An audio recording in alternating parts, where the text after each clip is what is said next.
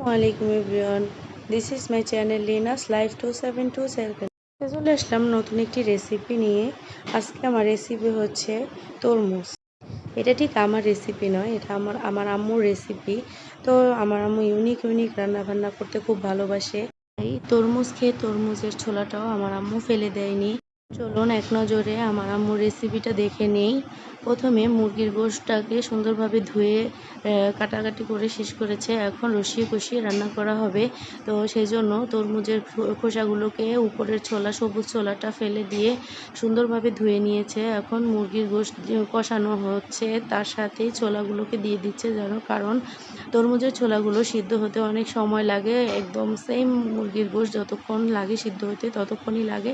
তো কষানো হয়ে গেছে, এখন সিদ্ধ হওয়ার জন্য পানি দিয়ে দিয়েছে পরিমাণ মতো। তরকারির ঝোলটা একটু গায়ে গায়ে হলে জিরে টেলে তারপরে গুঁড়ো করে তার সাথে দিয়ে দিয়েছি। তো এই হচ্ছে আমাদের সেহরি প্রিপারেশন, আর সাথে হচ্ছে পাঙ্গাস মাছ ভুনা। তো আল্লাহ হাফেজ।